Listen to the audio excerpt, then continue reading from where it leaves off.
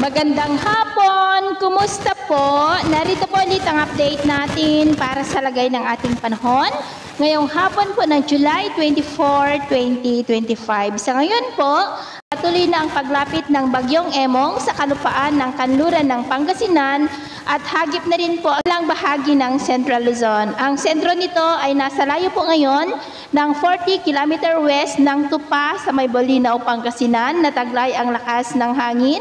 na umaabot po sa 140 km per hour at bugso na 160 km per hour na kumikilos po pa-northeastward, pataas, palapit po sa kalupaan. Ngayong gabi hanggang mamayang midnight ay nandyan sa kanluran po ng baybay ng Pangasinan at La Union. At bukas ng umaga around 5 a.m. ay posible po na mag-landfall na sa vicinity ng Ilocos Sur at babaybayin ang ilang bahagi ng Abra, Apayao at posible na mag-exit dito sa may Cagayan bukas ng umaga o tanghali po. Ang bagyong Dante naman ay palabas na po anytime dito sa Philippine Area of Responsibility pero patuloy pa rin itong hinahatak ang habagat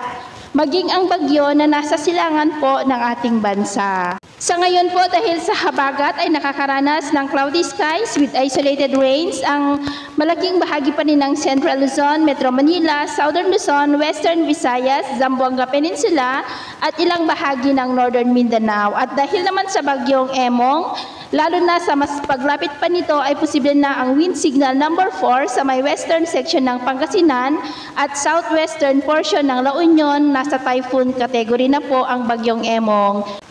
Signal number 3 sa northern portion ng Pangasinan sa may Anda, Bolinao, Bani, the western portion ng La Union sa may Luna, Balawan, Bacnotan, San Juan, City of San Fernando, Bawang, Caba, Bangar, maging po sa western portion ng Ilocos Sur, sa may San Esteban, Santiago, City of Candon, Santa Lucia, Santa Cruz, Tagudin, Santo Domingo, Cabugao, Sinait, Magsingal, San Juan, Bantay, San Vicente, San Ildefonso, Santa Catalina, City of Vigan, Kawayan, Santa, Narvacan, Santa Maria, Nagbukel, Burgos, Banayoyo, maging po sa western portion ng Abra sa may San Quintin at Langiden. Signal number 2 sa may Ilocos Norte, the rest of Ilocos Sur, the rest of La Union, the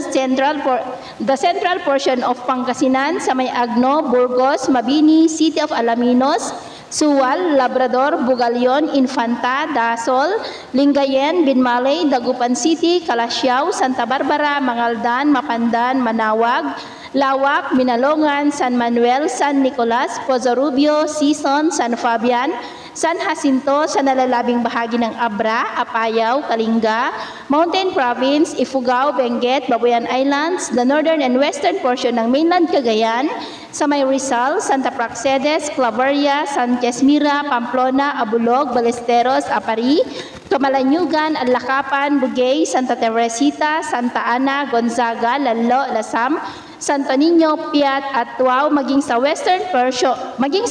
portion ng Nueva Vizcaya, sa may Cayapa at Santa Fe. Signal number 1 sa may Batanes, the rest of Cagayan, the western and central portions ng Isabela sa may Santo Tomas, Delfin Albano, Quezon, Malig, Quirino, Rojas, San Manuel, Aurora, San Mateo,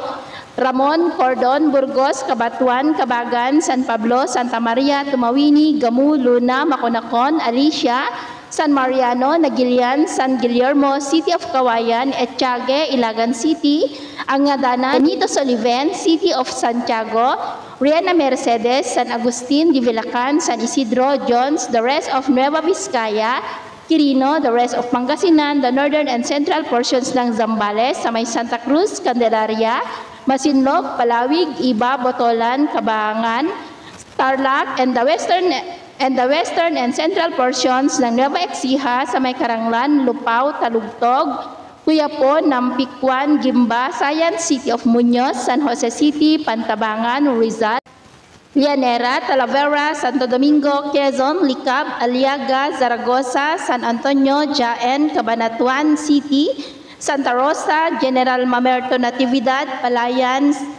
City, at Bungabon at Laur. Kaya mag-ingat po tayo dahil posible pa rin ang mga banta po ng mga pagbaha